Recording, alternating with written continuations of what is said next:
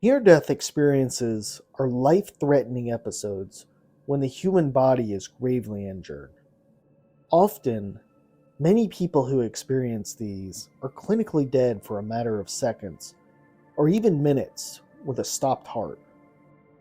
Individuals who experience NDEs often report similar characteristics, whether their visions or feelings are positive or negative.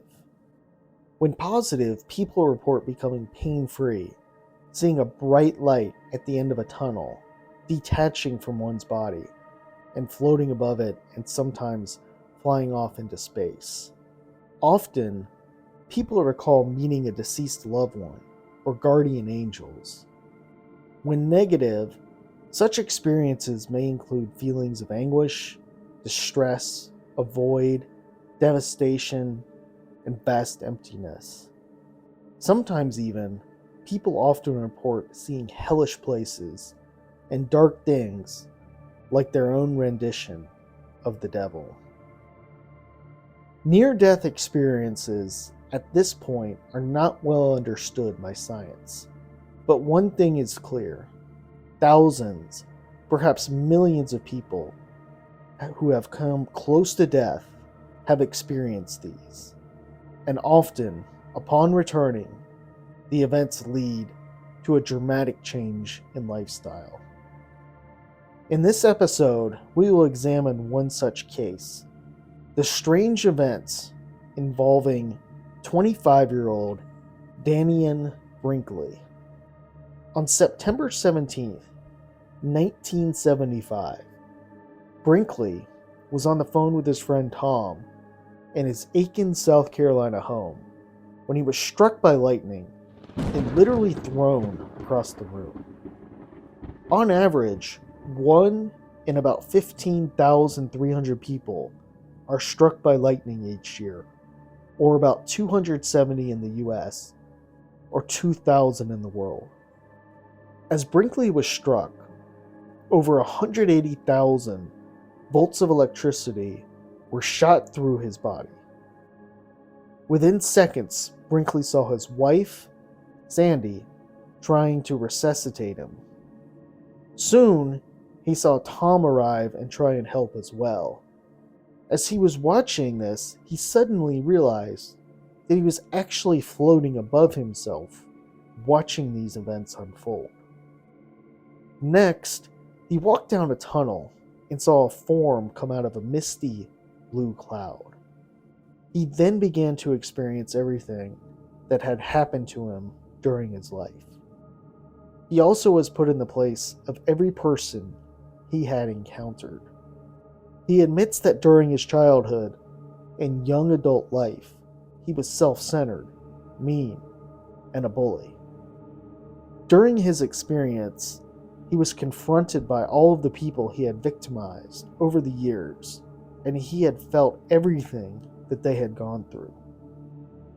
As this was occurring, Dannion was being rushed by an ambulance to the hospital.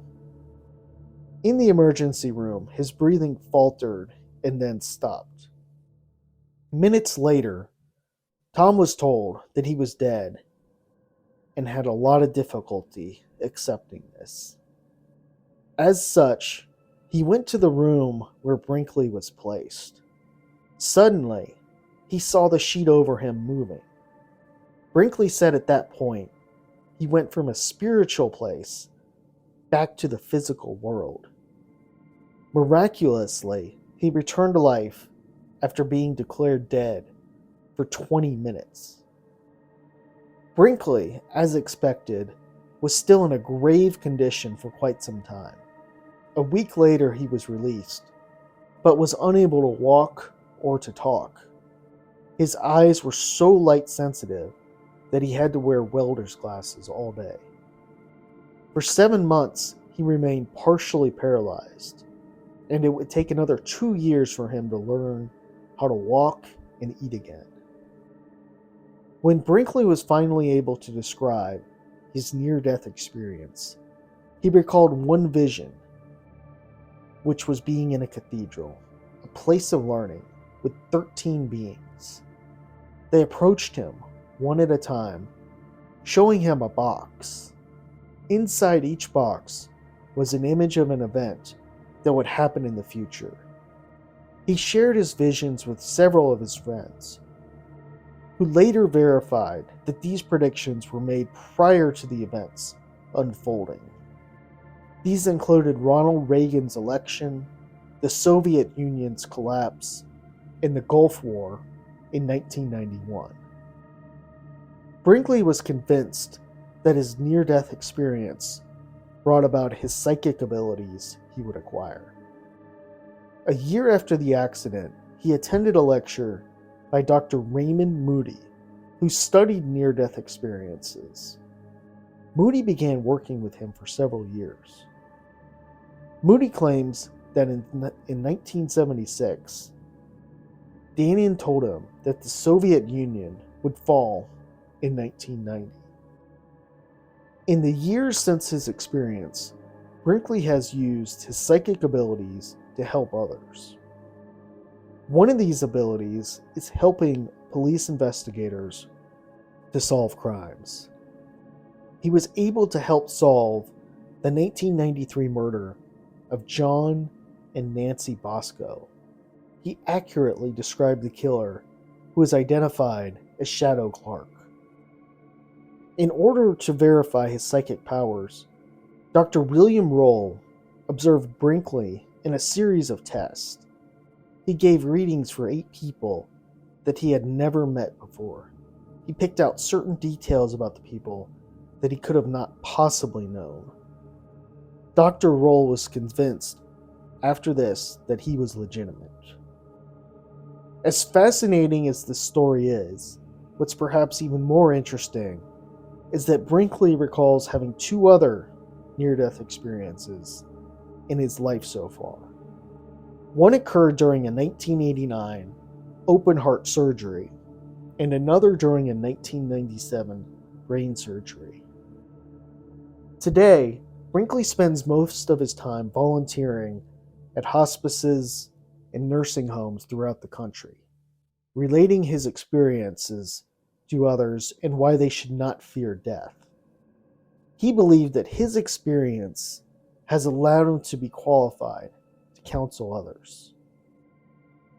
Like all things unexplained by science, the story of Brinkley has been questioned by some skeptics who claim he is just trying to sell books.